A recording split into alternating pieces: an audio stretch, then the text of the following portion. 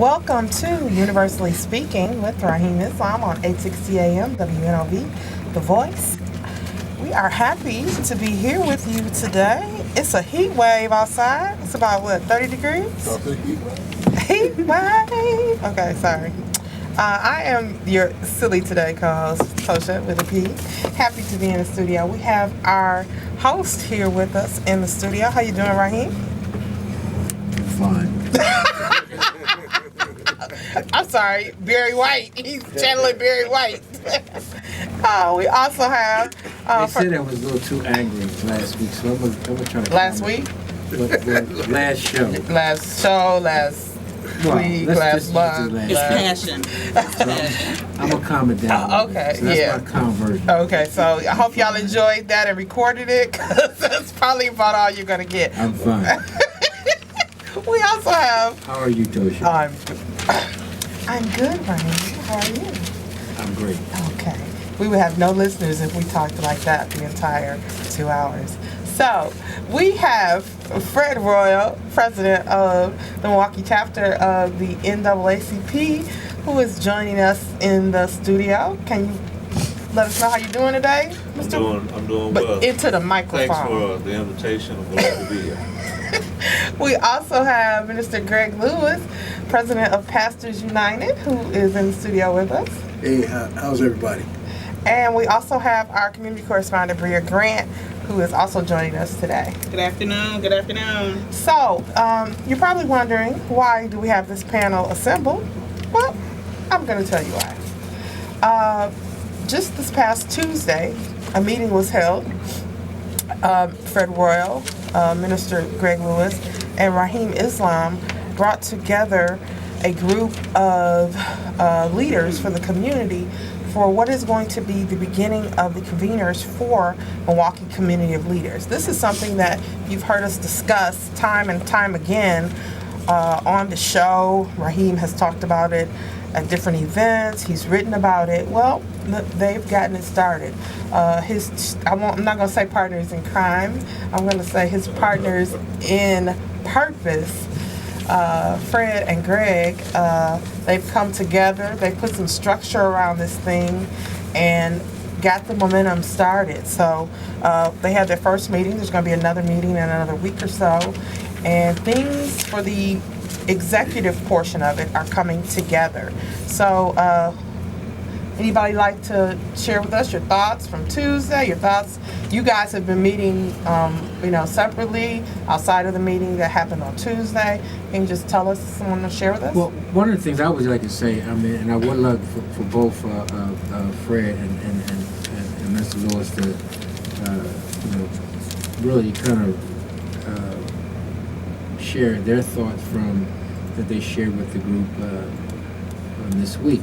But one of the things that I would say to our listening audience is, I've been meeting even just this last week. I've been in several meetings where the meetings of the minds, where people are, in spite of the challenges that we find ourselves in this community, people are thinking about how to work together. People are thinking about how we can do things, and you hear about this meeting happening, or you hear about, and most of the meetings are more meetings where you're trying to bring multitudes of people together across disciplines. And so percolating out in the community is this mindset that I think is really, really important, and gives a good foundation for the whole concept of the Milwaukee Community Leaders. So that's what I would like to just say as the start. I feel there's something happening, independent of us, but it's timing, the right time. And I think that we're, with the right message and the right time, I think you can get things done. Many times we try to do things, it's just not the right time. We spoke earlier, Tosha, about what we've been doing for the last year or so. But it wasn't the right time.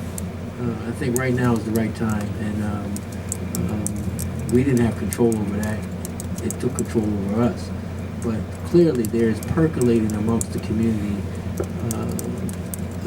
an approach that we are stronger when we work together.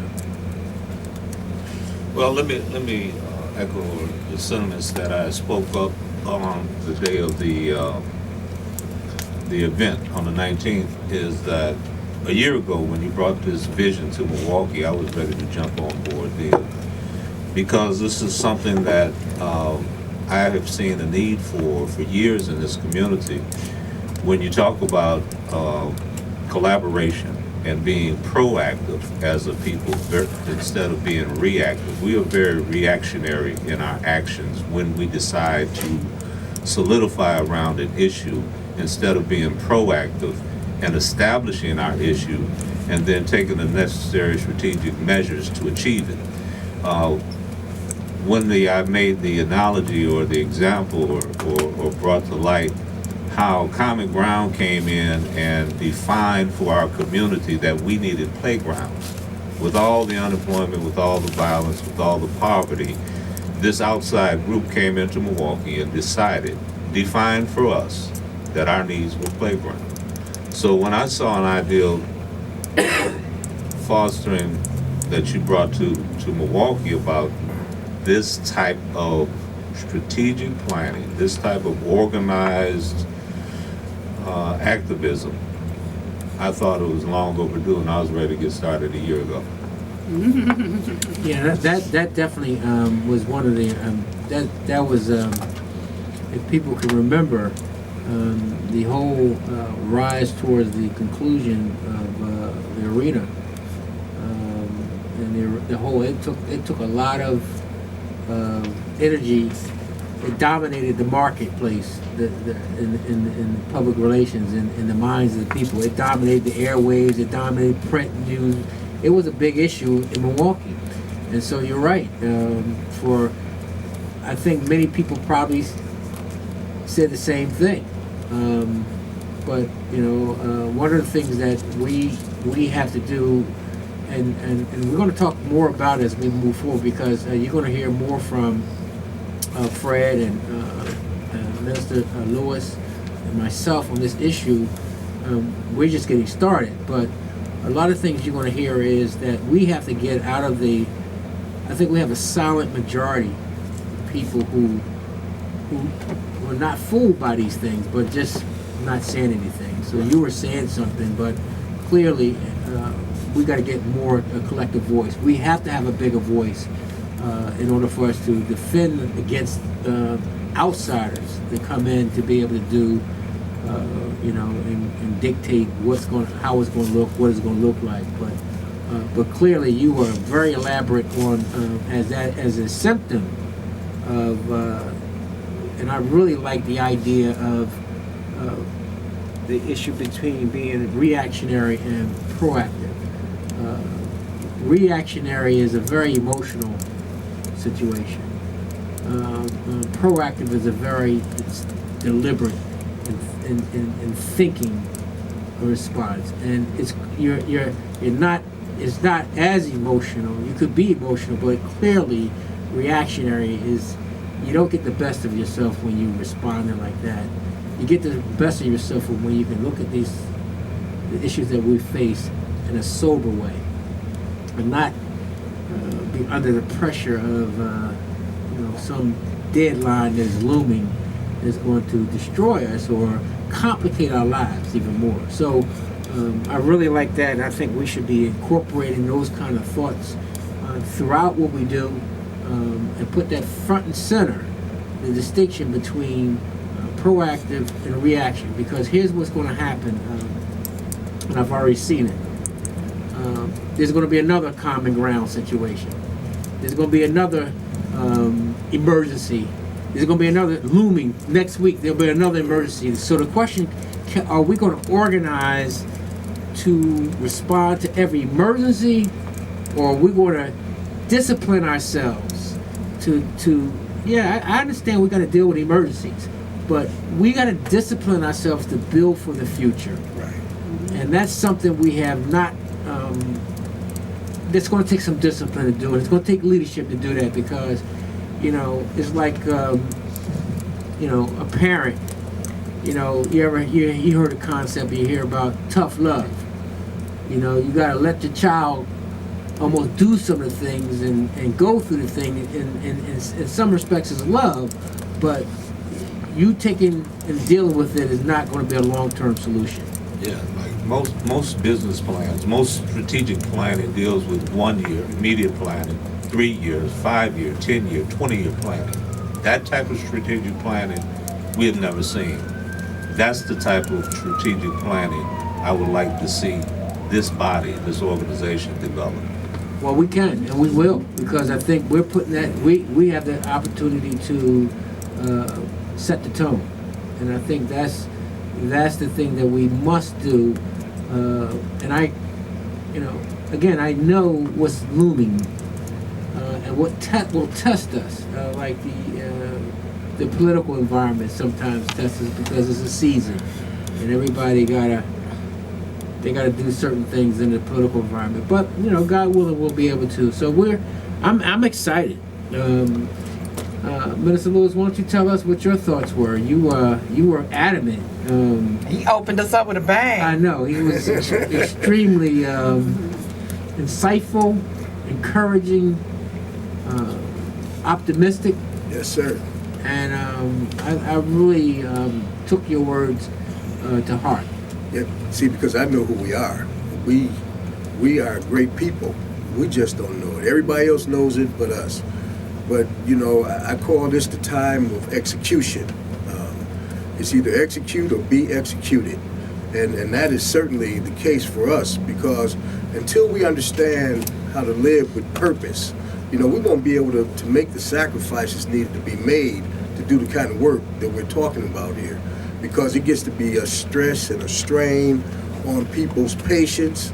And, you know, when we get impatient with one another, we get real hacked off about just little things, and then we start to go our separate ways again. Right. I would just like to see much. I'd just like to see us learn how to do business, Brother Rahim.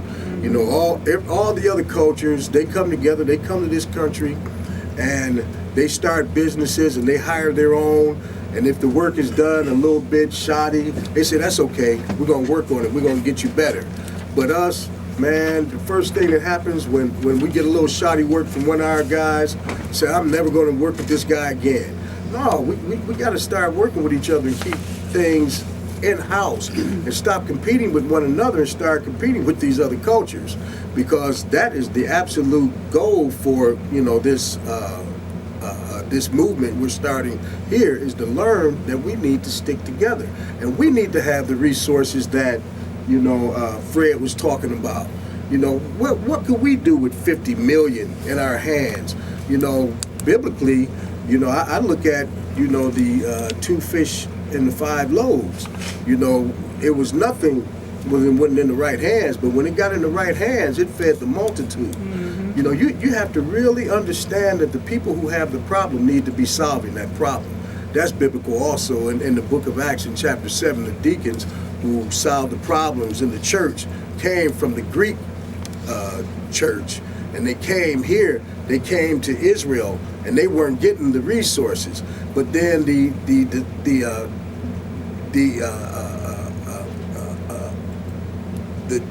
persons who were in charge of the church, they were busy praying and helping folks. They didn't have time to fix that problem, but they called the folks in whose problem it was, and they fixed it. And that's how we have to look at what we need to do. Mm-hmm. We need to fix our own problem. And I think I wrote down and the question got to be, you know, what is the need for the Milwaukee community of leaders? This is what we're talking about, and I'm really honored to have to be able to work with you brothers and sisters in this effort. And you talked about doing the business of the black community. Now, who is technically doing the business of the black community? You talk about, you know, being strategic plans. Where are the strategic plans that's going to address? You know, it's one thing to, like we said, talking about the issue of being in reaction. You know, if, you know, somebody gets dragged down the street because of, you know, or, you know, unfortunately even get murdered because of police brutality, you know, or we have our children are not learning properly in schools, or they're not achieving at the level that they need to achieve, or if they are achieving at the level they're achieving, we still have too high levels of unemployment in our community. I was with a guy earlier today, and he showed it to you. He did a nice piece on. He took your piece on that you did. The black community is out of position. Is out of position by design, and then he put on the other side the roadblocks, the whole thing that shows. I thought that was phenomenal. I mean, he independently, and he designed.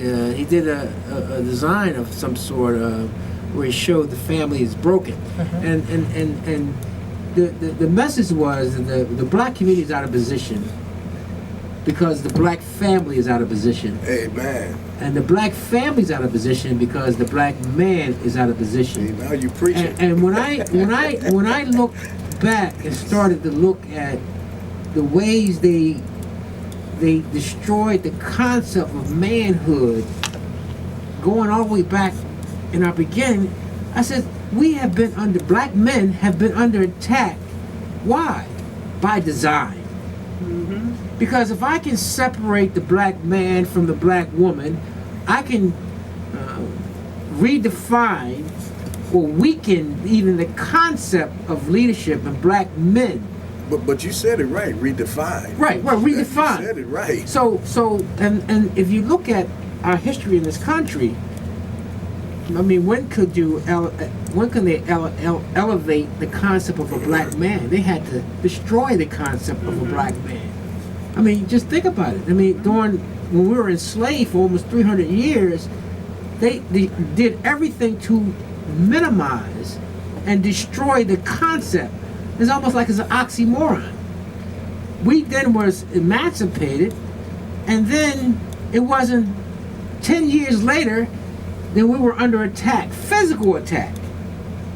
And then it wasn't another 10 years after that where every system was engaged that created the civil rights movement, that created the NAACP. And thank God for the NAACP and the 60 years of its effort to wage war to fight on behalf of the black community, because at the core, the attack was not only on the black community, it was on the black man. Well, Dr. Francis Westling wrote the ISIS papers, Yeah. and it clearly defines why European Americans are so afraid of African American males, because of the lack of pigment within their genealogy. That one drop of black blood makes that new baby a black baby. So it's a fight for survival for European Americans, and we look at it as just this thing to get by. We were discussing this earlier. But it's more than that, because it's so consistent. Well, yeah. And everywhere you go, systematic. So we take it lightly because we don't really understand it. We've never orchestrated anything like this before. We've just been the recipients of this here. And that goes to another theory that my girl, Dr. Joy DeGruy, explains, that comes from the nature of the region in which we originated, that it was so much the land of plenty. There was so much to just walk down the street and gather in Africa. There was so many resources that we didn't have to have this, I got to get everything and hold on to it mentality. Right. Right. Exactly. So they have been culturally ingrained in this type of mindset.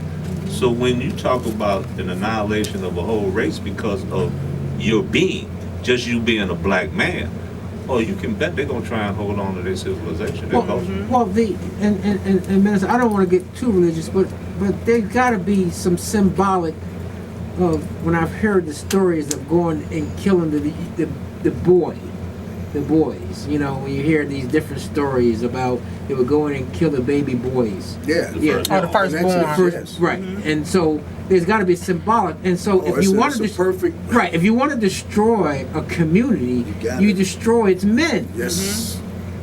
Right? Yes, sir. So what is there a connection there? I mean I don't I might be stepping out of my league here, but no, you're right on time because you must destroy the family. Because the family is the foundation of any group's power. I mean, family, tribes, culture, nations, it all begins with families. So you're right on time, and it seems like we're living that story. Right now, our young men are certainly being destructive to one another, and they're being destroyed by others. And that's certainly mental, physical, spiritually, and it's a killing. They're killing them all, and that is critical. And I think one of the things you said, Ptosha, you pulled out, and in fact, it was a quote you pulled out. One of the quotes that I had said. I'm not sure what paper, what document I wrote, but it was very important because it was important to me, even though I wrote it. I wrote it, and it really made it very clear. Is when you understand your history, then you can make the distinction between inferiority and oppression. See, in our history it's been whited out. Right. Now everything that's been done has been done by Europeans. But we know that, the history and the culture of our people is the history and culture that civilized the world. We don't know that. Folks know it. People in power know it. Right. People with knowledge know it. But our own people don't know it. That's why we don't understand how powerful But we let's are. say the majority of the people don't know it. Right. Because there are those. Yeah, the who majority. say, Well, You know what I Ptosha is We really gotta trying take a to take a break. So, but here's what I want to do. Here's what I want to do. Though I want to before I pass it over to Ptosha, I want to make sure the connection is that you said, because you made the statement that we are doing things to each other, but a system has been created to push us to do those things to each other in many respects. So we'll talk a little bit more about that, and we'll come back. So when we come back from the break, let's make sure we touch on that point about the system that is created to specifically, basically tear us down and destroy us. We're going to take a break. When we come back, we're going to dig into this conversation. If you want to join the conversation, please call 414-444-5250. You're listening to Universally Speaking with Rahim Islam on 860 AM WNOV, The Voice. That's all I can say. So, as I was about to say, No, we you go ahead started and say it. Go ahead off and say it. with Go the ahead. architect No, of go the ahead. civil rights movement, A. Philip Randolph, and then we went into the person that took us a little bit further Right. in the civil rights movement, Dr. Martin Luther King Jr. And now, where are we now? We have not finished the race. Not yet. No, we have, but I'm just saying that this is what I'm saying. Powerful. I'm just saying that I'm listening to a man, I don't know. It's powerful. You go ahead. So, I don't want to get emotional, but that's powerful. It's really powerful. It is powerful. Yeah. that was powerful. It is And then powerful. to hear them, to hear, as you were just talking on the break about A. Philip Randolph, who you said you didn't know it about him. And it's not like, you just were born last night. It was a couple nights ago. So you didn't know about him. I didn't know about him until I was an adult, like a really grown adult with children.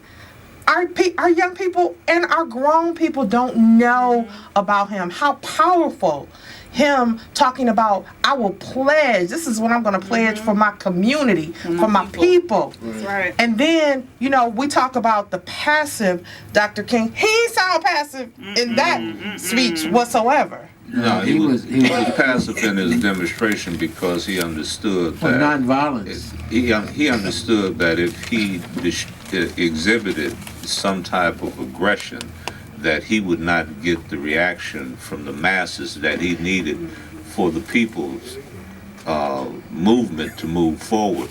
But But also, There was Fred, a- he was also one to expose their nastiness, their violence. Right. on television. So right, no, not only that, just expose them because they were hiding behind a number of. So when you feed into their violence, you it's almost like getting into an argument.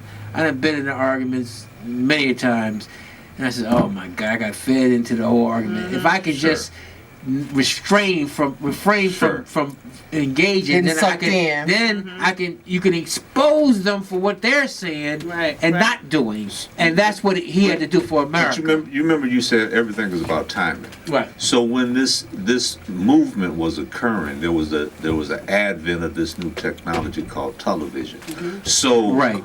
So Huge. So you could bring in the violence that was exposed and was being perpetrated on a race during the dinner table hour. They would be watching the news And that was a deal seeing- changer. and seeing dogs attack Yeah. people, seeing firemen with water hoses throwing people over like they were rag dolls, seeing police officers with the butt of a gun break a man's head. Right. He brought it into their living room, and that's why the strategy of nonviolence was so powerful. It's so important. We're going to take a call, and then I want to share a little bit more of this most recent article. Caller, thank you for holding. You have a question or a comment? You're quite welcome. I appreciate you taking my call, Keon, Ptosha, Brother Rahim, and the minister. Brother Rahim, you're absolutely right, on several points there, and I'm feeling your energy, brother. And I just wanted to say on the Muhammad Ali piece about the Vietnam and the war and all, absolutely, because the carrot that's dangled in front of us is GI Bill, do your 20, 25 years, get your pension, you'll get this check every month and all this. But see, the buffoonery and the wackiness of it is, you may not get to those 20 years if you die in the battlefield. So, or the GI Bill to go to college. So, as a way out for us, yes, we'll take it because we're looking at our condition. I did a couple years myself, but no. And the Isley Brothers song "Harvest for the World" is they dress me up for battle when all I want is peace. And this is us. Edwin Starr sings about war. What is it good for? And he laid it out in the whole song there. So the buffoonery of it is, yes, we buy into it because we're trying to get out of the quagmire of what this buffoonery is, but they're not our wars. You're right, Brother Rahim. Muhammad Ali was right, and so many others was right. Yes, it's not our battle. The uniform, until they decide that the uniform represents more of what we want, it's an illusion, like you said last week, Brother Rahim. And I'll end it on that. And I'm tuned in. Thank you. Peace and blessings. Thank you. Thank you so much.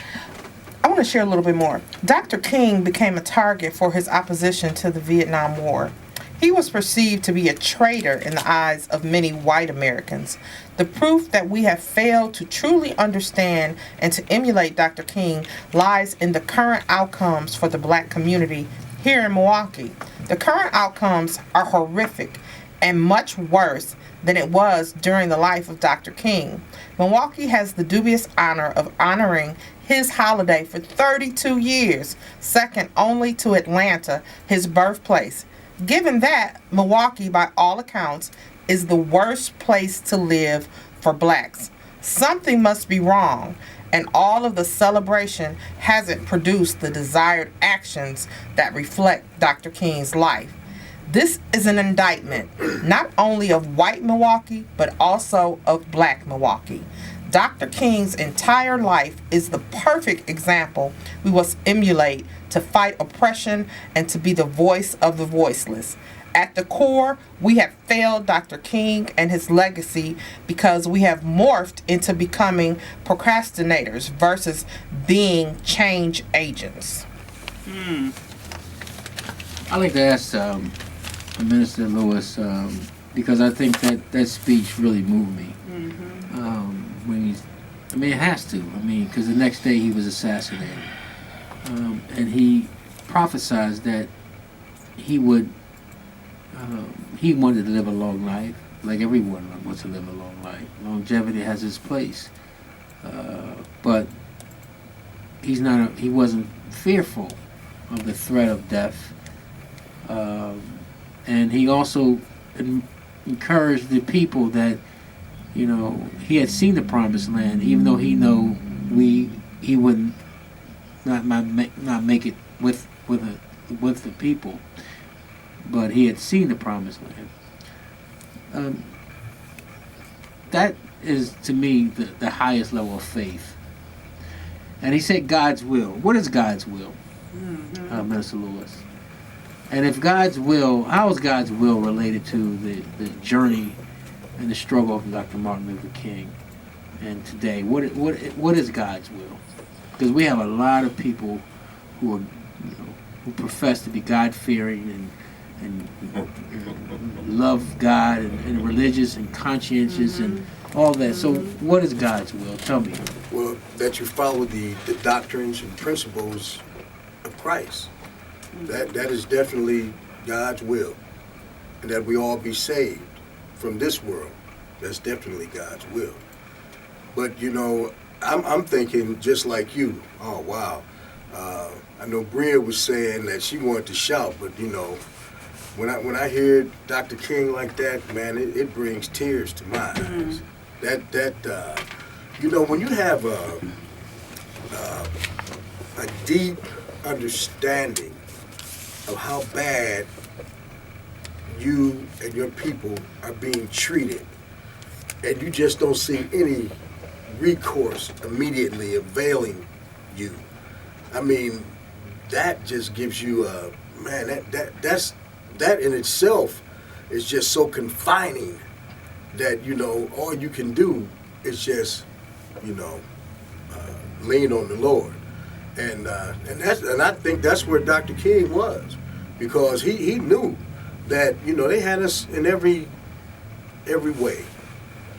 They had us in every way, and he knew where he was going, and he knew he didn't have a chance. But he said, I just want to do God's will. Right. That's all you can depend on. That's where we are right now, too. We just have to do his will. So you don't have to be afraid. I know I'm not afraid. See, a lot of times I talk like I talk because, you know, I'm not going to die like this, Brother Rahim. I told you, I'm not going to die like this. If I have to be crawling on the ground trying to bite somebody on the knees, you know, I'm not dying like this. Because until you really find something that you'll die for, I don't think you've ever lived. So purpose is important. And that's my take on all of this. Let me tell you a layperson. And purpose comes from God. And that's exactly right. A layperson's view on God's will is biblical. When you talk about Jonah and the well, Jonah didn't want to go to where God wanted him. Yes. God appointed him to be. Exactly. And he tried to avoid it at all costs. But God made a way for him to be at the appointed place at the appointed time. Right. And I think that's what I heard in Martin Luther King's speech is like, no, I'd love to live a long time. Longevity has its place. But I have an anointment. I have an appointment that has been appointed by God. Yes. This is God's will Purpose. that I have to do this. Right. And that's what Pastor Lewis told you when we were in Mr. Jones' house. You got to pull the trigger on this. This is your anointing. Yes, See, sir. I couldn't convene the people in the room that you can, No way. because, as the sister said, well, some folks may not want to work with Fred Roy. She made that very clear. Yeah. I told her that's not true. In fact, I was just saying, well, you know what, I agree with you. No, that's just you know, I think, you know, I also want I recognize, you know, a couple of things that's come to my mind when I'm thinking, listening to that speech, and also faith, because I'm a very, very spiritual person, and extremely, and I look at it, God's will. I think that God's will has to be to support the freedom, justice, and equality of humanity. That humanity can live and coexist and treat each other fairly. But we know we have laws to protect for those who digress. And we also have to have, as Martin Luther King said, and I think love and power. You can't have love without power. You know, you can't have power without love. Not true power. And so, and he said that so that love is identified with the resignation of power, and power with the denial of love, as if they can be separated. You know, so. So man, you sound like a preacher, man. I mean, you sure you? What? No, I'm you know what? I just. What did JT Sermon on the call? Mount. What did God JT is call? love. No, I'm Minister Kareem. yeah, Minister Kareem. I want to know how my brother's We doing. ain't heard. If Yeah. anybody's heard from JT, can you check on him? Yeah, I want to, All right, you know. let us know how he's doing. We haven't heard from But him. you know, the thing that I think I'm moved every day. There's not a day that I take a day off to not think about how to fulfill the two, because I have a tremendous amount of love for our people, That's incredible. and I know that we cannot have that love without power. We need power. And so one of the things that I know we have, the last thing that we need the most, we've been avoiding the best. And that is our inability to pour our little resources together. And I think then you'll see the glory of, I called it, and I wrote, in fact, in one of the papers I wrote, that the promised land was our unity.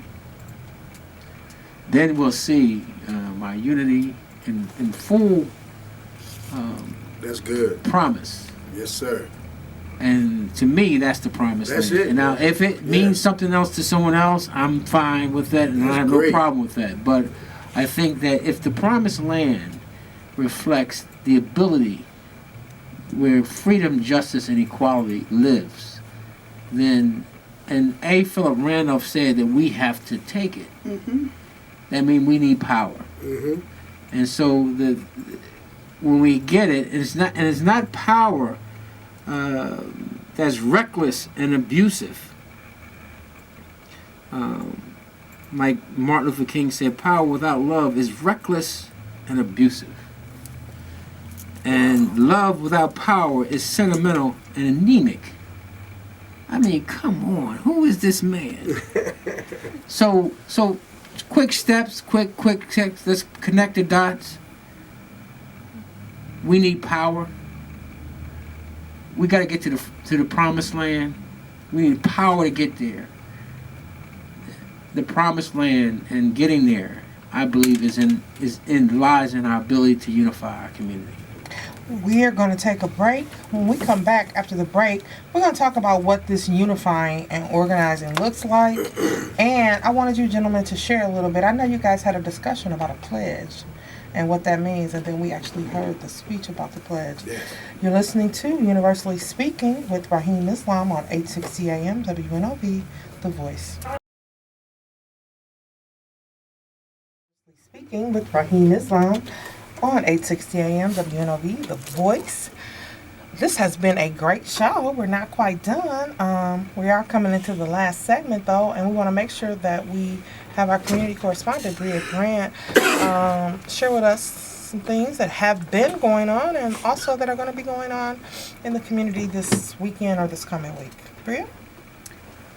Well, yeah, we have a number of different things. I want to first mention about the DOJ hearing on last night. I think you were there for it, or NAACP was represented. It was a great turnout. The community, they responded. They came, they articulated their concerns, and I think it was a really great step. Now, what's going to come after that? We don't know. They stated it was going to be another meeting, but I think that's a beautiful step to having better police-community relationships.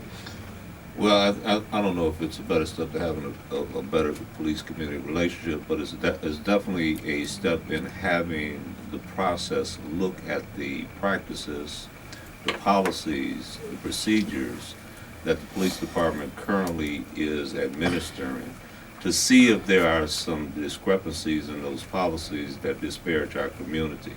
That is what this process is supposed to be doing over the next 18 months, and to make recommendations to the police chief and to the mayor and into any area in which they see deficiencies. Now, it doesn't preclude them if they find some areas that are so egregious that they can't get into a full patterns and practice investigation. But let this be clear.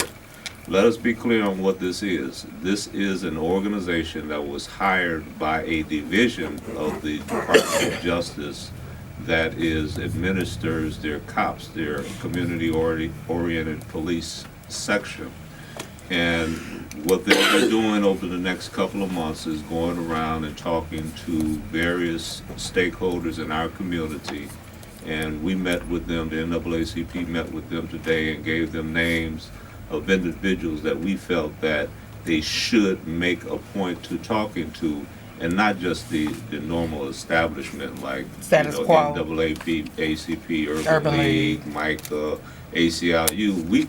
We directed them to Sean Moore, Khalil Coleman. Stingley, what about Mr. Stingley? Mr. Stingley. We wanted them to talk to individuals, the African American Roundtable, folks that are on the ground, that have the true heartbeat of the community, so they can get a true understanding of how these police are acting in our community. Well, I'm so glad you are steering them in a proper direction. So that was something that I thought was really great turnout, really great effort for our community to have that opportunity. Tomorrow we have community brainstorm at St. Matthew's Church. That starts at 8 a.m. As well as Alderwoman Malele Cox has her Milwaukee Business Summit. I think you're a panelist, right, Ptosha? Yes, I am. Look at that. So Ptosha is going to... Sorry, I The didn't. topic is? I don't know. They just asked me to show up, so I'm quick on my feet like that. No. That's talent. That's talent and skill. Experience and wisdom when you can be quick on your feet like that. But the Milwaukee Business Summit, or the Milwaukee Summit that Alderwoman Malele Cox hosts, is going to be at Beam Academy off of 18th and Melvina. It gives an opportunity for entrepreneurs in our community to get resources as to how to strengthen and grow and develop their businesses, as well as it's a great networking opportunity. A number of different organizations, businesses, resources are available, information for individuals, like I said, to get to the next level in how they're functioning business-wise. And they always have an excellent panel discussion to help enlighten those. That may change tomorrow. It's going to be excellent, Ptosha, with the P. It's going to be phenomenal. Right, but who better, right, can give an assessment of all the different things that are happening in different sectors than you, because you've been working behind the scenes, and we know that's where the real work is. Yeah, I think one of the reasons why Alderwoman Cox invited me, she said because the panel was only comprised of men. And she wanted to have a female entrepreneur to come on the panel to speak about owning your own business. So I'm very honored and humbled that she would think of me and invite me. Anything else going on? Yep, that's good. That's it? Okay, Jen. Jen. A couple minutes. Sorry. I want to get back into this king discussion. Go ahead. It does have me on fire. I love to be able to see people who speak truth boldly, and that's what King did, and I think that's the greatest demonstration of strength in a man that one can see, when he is just unafraid of speaking truth to power, and being able to know that he's risking his life and that of many others, and say, but we got a plan and we have a purpose and it has to be carried out, and if I am go in the middle of it, in the midst of doing the work, well then so be it, I gotta go. And so that energy, it motivates me. It does make me want to shout, Minister Lewis, because we need that energy today. We need people, men, specifically men. Too often it's us as women that go on the front line, and then we become the angry black woman, and we need the men to say, listen, this is what it is, this is what we're gonna do, this is what we're taking, because it's ours, and it is what it is. But we all have our role to play, and we have to do this as a unified front, both men and women in our community. But I just want to go back and make one clarification about the statement Brother Rahim made about us having power, but understanding where our power is. Because in a society that's ruled by laws, the power is in either your vote or the money to buy your vote. And we've been confused about that forever, that we don't truly exercise our right to vote, which Martin Luther King was hugely involved with us obtaining, and we don't exercise what he died for. Absolutely. And then, fighting for those resources so we can persuade people to vote for the individuals that we want to see redistribute the wealth in this society, because that's what government is. Right. A distribution of resources. Right, it's a system. Right. And people don't understand that. Well, I'm sorry. We have a caller. Caller, you have a question or a comment? Caller? Hello. Hello. I don't want to be on the air. Okay. I just need, I appreciate it if you would pass a message to the president, to contact the governor. Oh, will do. Message How you doing, received. Governor? Message received. Fred, I'm gonna need you not to have your cloak and dagger covert on the show. See, that's how we gonna get it done, though. Thank you, Mr. Holmes. Yeah, man, and I'm waiting on that lunch too. Mr. Lewis, man. While we on the air being secret, man. I don't want to be on the air. I don't want to be on the air, but Mr. Holmes is one of those pillars in our community That's that's right. fearless. That's They called him right. Looney Tunes. He was serving. And I love talking to about meet him. one person that gave okay. me So now you got wait a minute, 1, 2, 3 meetings, Mr. Holmes. So you might want to hang up because it's like 4 more people in the studio, and we might all decide we're gonna meet with you. So I just I try love to keep to a meet low you. profile. I'd love to meet you, brother. Hey, I can't wait to meet you. phenomenal guy in our community. okay, gentlemen and ma'am or Ms. Before we went to break, we talked a little bit about the pledge, and we listened to the pledge from A. Philip Randolph. And I know you gentlemen, I wasn't there to break things up, so I figure y'all hash it out amongst yourselves about having a pledge. But I want to, y'all working on it? Okay. I want to share a little bit about what you guys did, part of what you put together. So we're going to talk. Again, we're going back to MCOL. And MCOL is the Milwaukee Community of Leaders. We've been talking about this now for over a year. In Philadelphia, there is a Philadelphia Community of Leaders. And this conversation is also being held in other parts of the country. If you want to know more about PCOL, or what did you say they call it, PICO? Pico, yeah. PICO in Philadelphia, you can go to Young people. PhiladelphiaCommunityLeaders.org and look it up. It's on Facebook, Twitter, Instagram, everything. But I want to share this with you. To succeed, MCOL, Milwaukee Community of Leaders, will work effectively with business leaders and other private sector leaders and walk the tightrope required to traverse the often dysfunctional political relationships that exist between Milwaukee and Madison. When government doesn't work, even at a basic level, the African American community suffers. Nonetheless, MCOL is determined to build working relationships with the governor, county executive, mayor, and the legislative bodies at each level of government.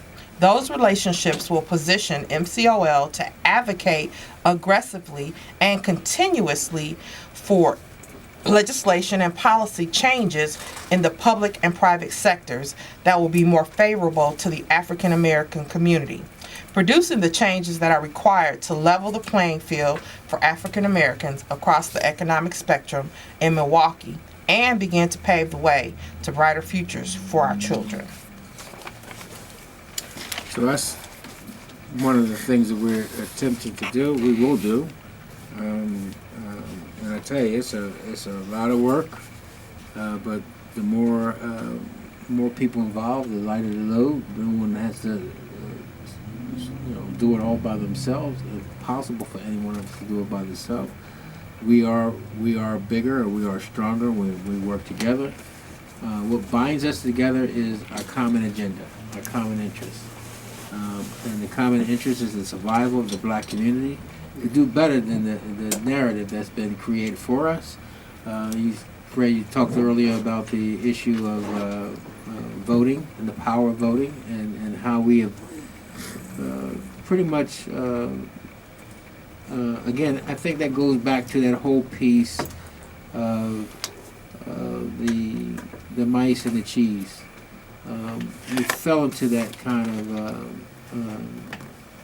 way of not understanding the value of politics. Politics determines almost everything from how you're born to the time you die. There's no aspect of government that's not interfered with or not supported by politics. And so what we have to understand is that we just can't send politicians or elect politicians without having an agenda. We just can't expect politicians to just understand what it is our issues are. They have limitations individually and collectively, but they do not. They have better strength when we have given them an agenda to and hold them accountable to an agenda. And then the other thing around the politics is we have to get the dysfunction out of politics. We have to get politicians and government to begin to work better for us. And it's not going to happen because we want it. We got to make it happen. And so we have our work cut out for us, Fred and Minister Lewis. I think we can come back and report on a regular basis where we are and what we're doing. We'll use this vehicle, and we want to thank WNOV for all of its efforts and this struggle. And as you referenced, Mr. Jones is right behind the scenes, supporting and pushing us and encouraging us, and also, most importantly, giving us this platform to discuss this. Mm-hmm. We're not just talking people. We're talking about the things that we're doing. And so I want to make that distinction, and I want to cast any dispersions on anybody else, but I want to make it very clear. I am not in the talking business. That's why sometimes I say some of the wrong things. But I mean well. But I'm more concerned about, and Minister Lewis, you said, something really profound, and I feel the same way. I am I think, a better follower than a leader. But if I have to lead, I'll lead. But I have no problem whatsoever in following, and I will give my heart and my soul and all I have to bear to when the truth is in front, and I will follow the truth. And the truth for me is what is the mechanical way that's going to move the agenda for black people. Not to talk about it, not to procrastinate. Martin Luther King was not a procrastinator. Martin Luther King was arrested over 30 times, put in jail. And the letter from Birmingham jail has to be one of the most profound documents that we need to be studying. Martin Luther King put his life on the line. He was talking to a higher power. There's no question the average human beings were not the conversation that was communicating to Dr. King. So, There's no question about that. Excuse me, gentlemen, we're actually about to wrap up. I'd like to have each of you give about 30 seconds, because, preach, you say 30 seconds, it'll be a little bit longer. I'm a closing. 30 seconds of a closing comment, and then we'll end with Rahim. Start with, Fred, I don't know why you're not getting no love. I love you. I don't understand why. I'm used to it. Okay. Just from around the way. There you go. But as I stated, this is a structure that's been long overdue in this community. 1964 civil rights laws have been on the books for over 40 years. Our condition in our community has been at unacceptable levels for over 40 years. 40% black male unemployment, 23% poverty rates, the enormous amount of homicides, and not to mention the non-fatal shootings, the poor or inadequate housing stock that our community is left to dwell in. So we've got a whole host of issues that have been dealt with in the civil rights legislation that we need to have administered and enforced. Ms. Lewis? Well, I wanted to make sure that, I give, sentiment to my great appreciation to the work that Ptosha has done in contacting all these people and putting them with Brother Rahim and doing that grunt work that needs to be done, because most of the time when you see the show, you don't understand what happened behind the scenes.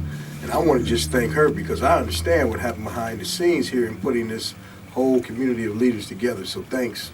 Thank you, We're going to Minister give you your Lewis. props right now. Thank you, I appreciate it. Bria? Just say thank you. Thank you. She's Real a good quick, follower, I'm too. sorry. I was looking at some things. Real quick, there's an event that's going to happen tonight. It's called Play Night at the Big Easy. I think it starts at 9 o'clock. They are collecting cases of water for Flint, Michigan. So if you would like to donate some water, you can please drop it off at the Big Easy this evening. On MLK Drive, right? Oh, yeah, and Bishop Stapley is doing the same thing on 11th and Atkinson. He's asking folks to bring that water to his church. If everyone will send me that information, I will post it to Rahim's pages, to all of his Facebook pages and group pages, Instagram and everything. So if you give me that information, Great. I'll get it done. Rahim? Again, I want to thank everyone, and my brothers Fred and Minister Lewis. I'd like to thank you guys personally for your willingness to even, put everything together like we're doing, and I really appreciate you guys. I'm really encouraged by your commitment and the work that you do. So thank you so much for your leadership. And also everybody here, and Bria and also Ptosha, I concur. A lot of work is being done, a lot of work behind the scenes. If you think, whatever you think, I don't know what you think, but the bottom line is that there's a whole lot of work. But I'm not scared, as they say. But thank you, and we got my main man over there, Tony. He follows us everywhere we go. He's right there. He's there before you. Oh yeah, Tony's right there. Yeah, and filming this, and I'll share with you reason why later. And Keon, and much love to our fearless leader, to Mr. Jones. I want to leave you with a quote that came from Martin Luther King Jr., which Bria just shared with me, but it just really is so many things that are profound. And I want to leave you with which is really the simple message that we must follow. We have flown the airs like birds, and we have swum the sea like fishes, but have yet to learn the simple acts of walking the earth like brothers. Mm-hmm. So to my brothers, thank you so much, and let's keep it moving. And when I say brothers, I mean my brothers and my sisters. Yes, sir. Martin Luther King. Thank you all for listening. We will be back on Monday, same time, same station. You've been listening to Universally Speaking with Rahim Islam on 860 AM WNOV, The Voice.